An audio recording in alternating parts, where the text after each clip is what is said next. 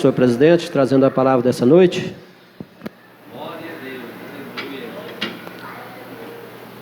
A paz do Senhor, meus queridos irmãos. Mesmo sentados, peço a você que abra a Bíblia em João, capítulo 5.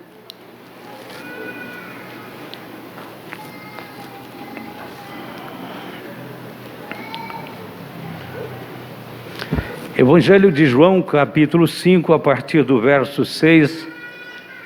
Acompanhe comigo na sua Bíblia. E Jesus, vendo este deitado e sabendo que estava neste estado havia muito tempo, disse-lhe: queres ficar são? O enfermo respondeu-lhe: Senhor, não tenho homem algum que, quando a água é agitada, me coloque no tanque. Mas enquanto eu vou, desce outro antes de mim. Jesus disse-lhe: levanta-te, toma tua cama e anda.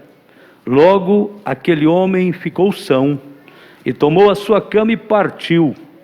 E aquele dia era sábado. Curve a cabeça. Querido Deus, Pai Todo-Poderoso, obrigado, Senhor, por nos dares este dia precioso, esta hora que o Senhor determinou para estarmos aqui. Obrigado pela vida, pela capacidade de ouvir, de ver, de entender, e que aquilo que está além da nossa capacidade, pelo Teu Espírito, o Senhor possa nos iluminar. Oramos em nome de Jesus. Amém e amém. Hoje queremos falar um pouco sobre um problema universal. É o problema da solidão. O sentimento de solidão pode surgir mesmo quando estamos em grupo, com pessoas ao nosso redor. Geralmente ele surge quando nós não somos notados ou não somos compreendidos. Temos às vezes a sensação de que não estamos fazendo parte do grupo, daquela comunidade, daquele momento. Se sentir sozinho é algo comum. Numa medida leve, suave, ninguém precisa de ficar com medo porque se sentiu sozinho ou está se sentindo sozinho. Este sentimento é comum em praticamente todas as pessoas que em um momento ou outro de suas vidas tiveram esse sentimento de solidão. O problema é quando a solidão dura por muito tempo e começa a causar distúrbios físicos e emocionais profundos. Nesse caso, a solidão pode ser considerada um transtorno e precisa então ser tratada. O salmista declarou: sou como o pelicano no deserto, como a coruja das ruínas. Numa outra tradução me parece que está assim: coruja que fica em casas velhas, casas abandonadas. Eu espero que ninguém esteja como coruja em casa abandonada aqui, tá ok? Estou pregando apenas para uma edificação, não querendo que ninguém esteja nessa situação. Mas o salmista continua dizendo: não durmo, sou como o passarinho solitário nos telhados. Salmo 102. Quando José estava na prisão do Egito, Deus, mesmo naquela situação, Deus estava usando José e o usou para interpretar os sonhos de dois presos. Um era um ex-copeiro do rei e outro um ex-padeiro. José profetizou que o copeiro voltaria ao seu posto no palácio. Então José se aproveitou, depois de interpretar o sonho com aquela notícia tão boa para o copeiro, e disse-lhe: olha, quando você estiver lá, interceda por mim, lembre de mim junto a Faraó. E realmente aconteceu conforme José disse. O copeiro realmente foi liberto, foi restituído ao seu cargo. Só que a Bíblia diz assim: o copeiro mor, porém, não se lembrou de José, antes se esqueceu dele. Gênesis 40, 23. Este é o problema da solidão. As pessoas às vezes esquecem de você. E às vezes esquecem um momento crucial, um momento de vida ou morte quase, praticamente. Mas a Bíblia diz que Deus guiou José pelos caminhos que ele tinha estabelecido. Por conta desse esquecimento, José ficou ainda 2 anos naquela prisão. Mas a Bíblia diz por várias vezes, Deus estava com José. Então, mesmo em momentos em que nós sentimos, não só sentimos, temos a certeza que fomos deixados de lado, que fomos esquecidos por alguém ou por algumas pessoas, isso não invalida o fato de que Deus está com aqueles que nele confiam. É bom a gente guardar esta verdade, porque no tempo certo, a Bíblia diz que Faraó também sonhou sonhos. José continuava na prisão. Os sonhos de Faraó foram muito chocantes, muito importantes para ele, embora ele não soubesse o significado. E naquele momento de conflito, de dúvidas, o copeiro, vendo Faraó agitado, lembrou-se. A Bíblia diz, e ele lembrou-se de José. E disse, olha Faraó, lá na prisão tem um rapaz que interpreta sonhos pelo Espírito de Deus. Ele interpretou um sonho meu e ele se cumpriu cabalmente. Mas dos meus pecados me lembro agora, esqueci dele. E Faraó rapidamente manda chamar José. José chega diante de Faraó, cheio do Espírito Santo, tomado pelo poder de Deus, e interpreta detalhes por detalhe dos sonhos de Faraó. E a mão invisível de Deus, que não deixa de trabalhar mesmo quando somos esquecidos, fez com que José, na sua humildade, na sua espiritualidade, fosse reconhecido como o único homem capaz de gerir uma situação mundial, e foi colocado como vice-rei do Egito. O resto da história você já conhece. Existem vários tipos de solidão. Em João capítulo 5, onde acabamos de ler, nós lemos sobre uma caminhada de Jesus, ali pelas ruas estreitas de Jerusalém. Ao chegar perto, próximo ali à porta das ovelhas, bem próximo ao tanque de Betesda, Jesus observou uma grande multidão, atormentada por várias enfermidades, esperando que a água daquele tanque se movesse de alguma forma milagrosa e eles pudessem beneficiar de um milagre. Então o Senhor ficou observando aquela multidão e de repente ele notou um pobre homem que parecia ser o mais necessitado de todos. E então o Senhor Jesus aproximou-se dele e perguntou-lhe: queres ficar são? O paralítico, desamparado, ergueu a cabeça e respondeu: Senhor, não tenho ninguém que me ponha no tanque quando a água é agitada. Pense nisso, irmão. 38 longos anos esperando pela mesma coisa, sem alcançar. Esse homem fora empurrado para o esquecimento pela sociedade de Jerusalém. Ele precisava dizer para Jesus: não tenho ninguém, nenhum amigo, nenhum parente, nenhum filho, nenhuma esposa, eu não tenho ninguém. Você também conhece a história. Jesus pôs fim não somente à solidão, mas ao sofrimento daquele homem. E pensando nesse nessa cura milagrosa daquele paralítico naquele dia, depois de 38 anos. A gente lembra, né? Daquele famoso hino que o compositor sacro compôs quando escreveu: quão bondoso amigo é Cristo, carregou com a nossa dor, e nos manda que levemos os cuidados ao Senhor. Falta o coração dorido,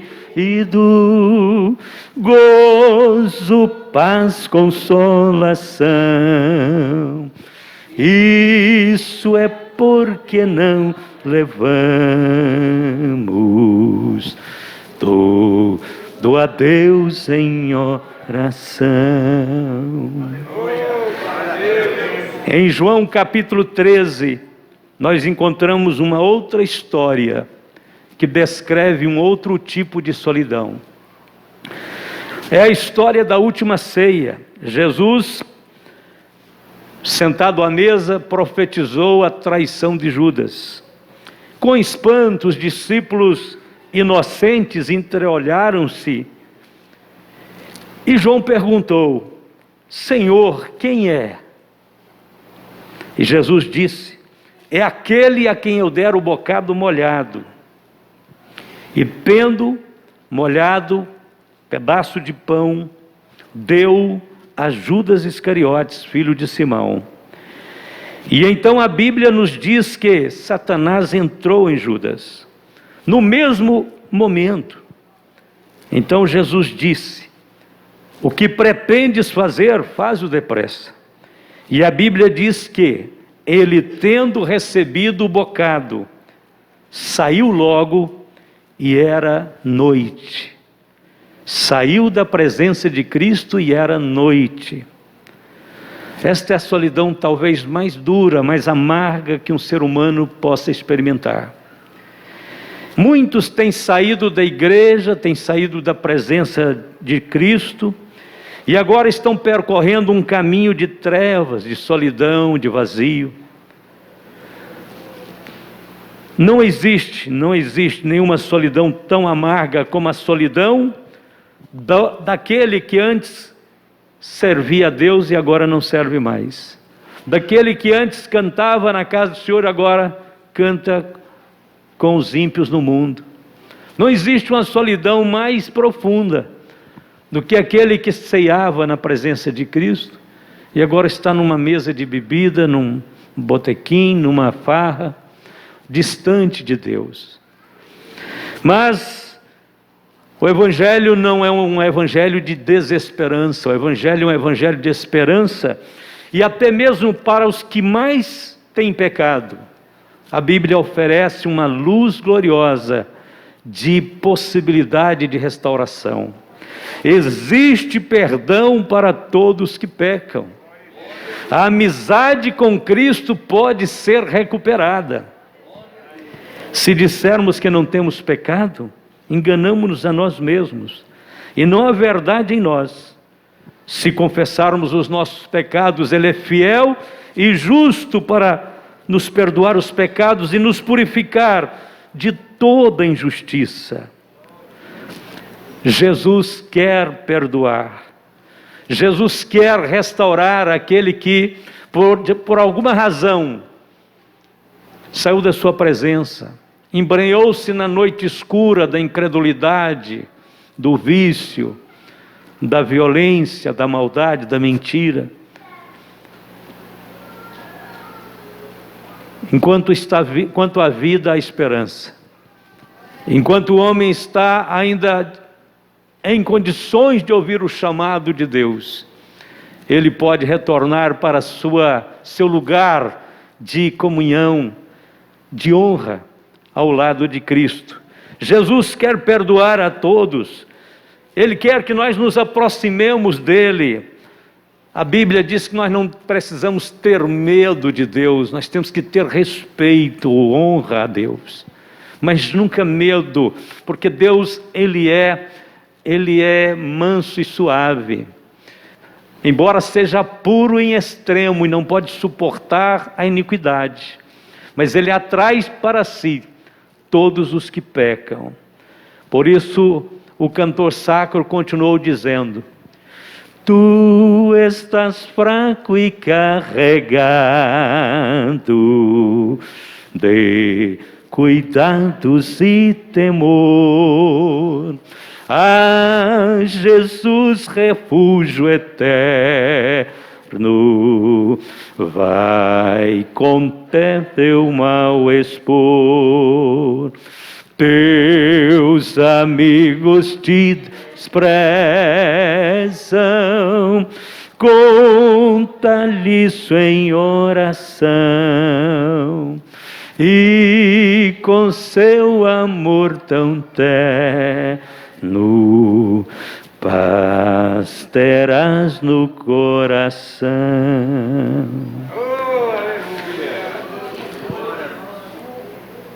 Mas temos um outro tipo de solidão. Talvez este seja o que mais nos chama a atenção mesmo, que mais nos comove, que mais nos constrange. A Bíblia diz: estava no mundo, e o mundo foi feito por ele, e o mundo não o conheceu. Veio para o que era seu, e os seus não o receberam. A solidão do Salvador. Você já havia pensado na dimensão da solidão que Jesus experimentou ao vir a este mundo? Logo ao chegar neste mundo, foi desprezado por aqueles a quem ele veio salvar. Foi rejeitado por aqueles que ele mais amou. Foi abandonado por aqueles que ele passou a vida inteira expressando carinho, amor, conforto, promessas. A Bíblia continua dizendo sobre a solidão do Salvador.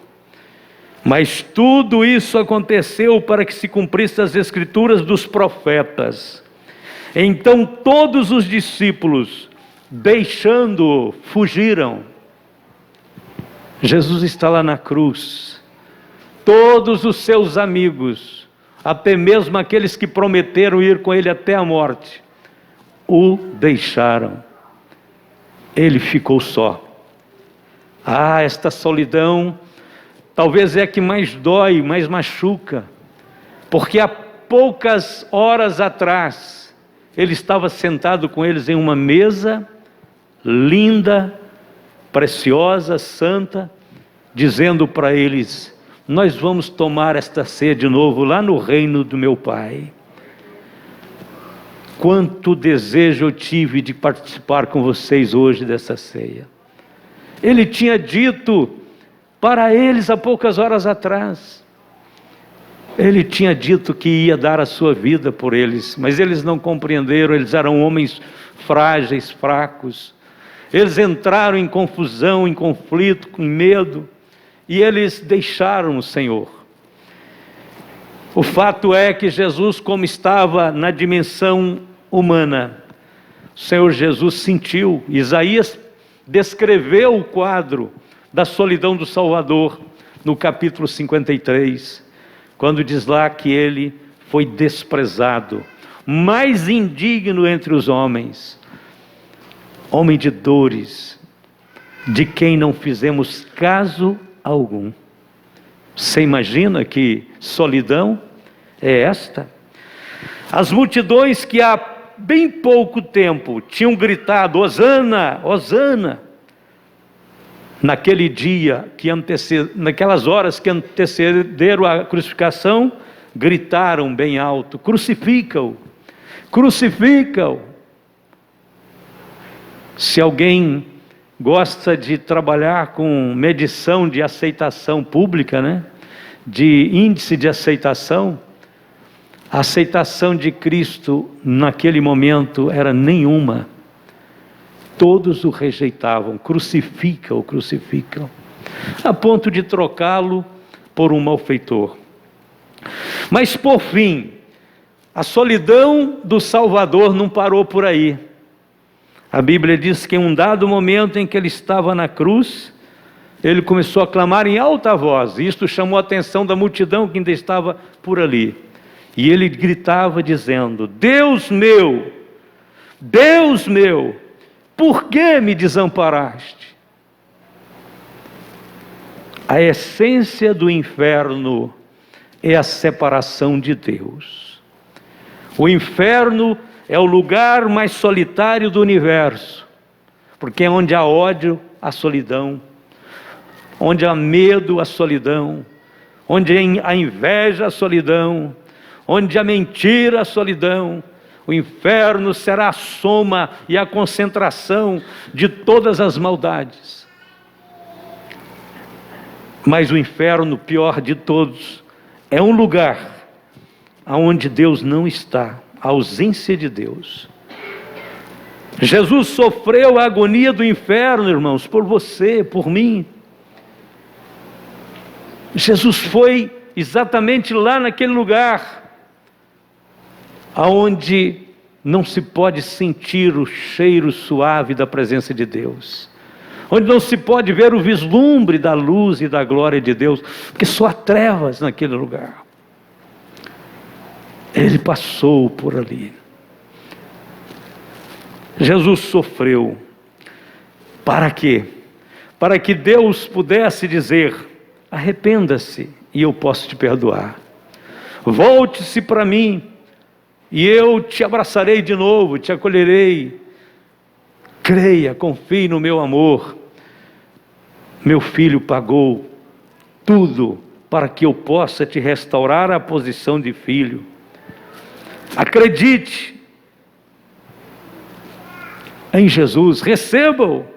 Você jamais conhecerá a dor, a solidão, a agonia do inferno. Por quê? Cristo é verdadeiro amigo, disto provas nos mostrou, quando para levar consigo o culpado encarnou, derramou seu sangue puro, nossa mancha para lavar, gozo em vida e no futuro, nele podemos alcançar. Nós não queremos ser esquecidos, e o Senhor disse: jamais me esquecerei de ti. Nós não queremos ficar sozinhos, e o Senhor disse: estarei convosco a todos os dias, até a consumação dos séculos. Nós queremos ser apreciados, e Jesus disse: eu te amo. Eu estava estudando, pensando nesta mensagem, lembrei de uma história antiga. A história de Jim. Se você já conhece, vamos relembrá-la. Se você não conhece, ouça com atenção. Jim era um velho pedinte que vivia nas ruas e era conhecido de todos de sua cidade. Embora sua aparência não fosse nada agradável, ele tinha um hábito singular. Todos os dias, às 9 da manhã, entrava na igreja, ficava não mais do que 2 minutos e ia embora.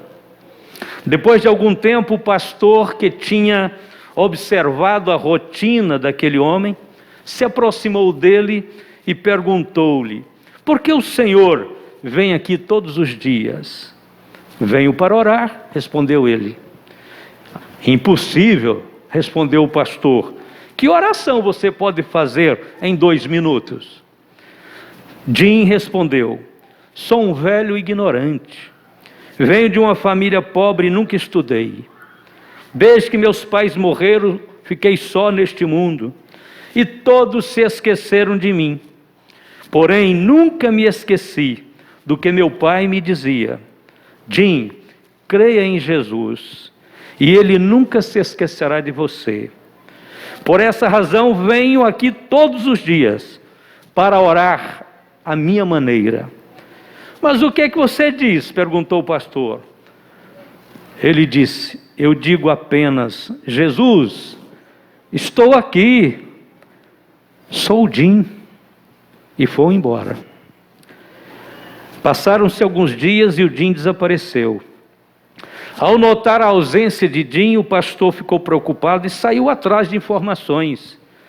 Algumas pessoas que o conheciam disseram que ele havia adoecido e que fora deixado no hospital público da cidade por alguns desconhecidos. Indo até lá, o pastor descobriu que a doença de Jim era muito grave e que ele morreria logo. Ao percorrer os corredores do hospital e mencionar o nome de Jim, o pastor percebeu que todos ficavam alegres ao ouvir o seu nome. Até que ele chegou na enfermaria onde ele estava. E o pastor foi logo perguntando-lhe: Jim, por que as pessoas ficam felizes ao ouvir o seu nome? Ele respondeu: não sei. Eu apenas, quando posso, vou visitá-las e converso com elas. Faço apenas o que gostaria que as pessoas fizessem por mim. Jim, por que você também me parece tão feliz ao olhar para o seu rosto? Jim respondeu: o senhor não se sentiria feliz quando recebe visitas? Sim, certamente. Mas quem o visita? Nunca vimos ninguém aqui? Jim respondeu: quando me puseram nesta enfermaria, não pude mais ir à igreja. Então pedi que pusessem aquela cadeira ali para o meu visitante. Mas quem é o seu visitante? Jim respondeu: Jesus. Antes eu ia à igreja para lembrá-lo que o Jim existia. Agora que não posso ir, ele vem até a mim todos os dias às 9 horas da manhã. O pastor, admirado, olhou para ele e disse: mas o que é que Jesus lhe diz? Ele disse: ele simplesmente senta na cadeira, olha para mim e diz: Jim, estou aqui, sou Jesus. Poucos dias depois, Jim faleceu, fazendo gestos e sorrindo em direção àquela cadeira. Diga comigo: Jesus, estou aqui. Feche os seus olhos, curva a sua cabeça. Querido Jesus, Senhor da glória, louvado seja o teu nome. Obrigado, Senhor, porque tu lembras de todos. O Senhor não esquece de ninguém. Até dos mais desprezados o Senhor se lembra. Obrigado, Senhor, que ninguém está só. Os teus olhos percorrem a terra. E o Senhor conhece os solitários deste mundo, os necessitados. O Senhor é aquele que supre a necessidade no nosso coração. O Senhor é aquele que preenche o vazio. O Senhor é aquele que faz o que ninguém pode fazer. Obrigado, Senhor. Sei, Senhor, que o dia que não pudermos e não conseguirmos procurarmos a Tua presença, o Senhor virá até nós e nos assistirá e nos guardará para o Teu reino e para a Tua glória. Obrigado, Senhor, te louvamos nessa noite, renovando o nosso amor, renovando a nossa gratidão, agradecidos porque o Seu amor excede o nosso entendimento e por Ele vivemos e existimos, Senhor. Obrigado, Jesus, que ama desde as crianças aos idosos, os pobres, os enfermos, pequenos e grandes, todos encontram lugar no Teu maravilhoso coração. Nós Te adoramos, nós Te rendemos glória e graça. Bendito é o Seu nome, Senhor. Não quero mais mais errar, não quero mais pecar.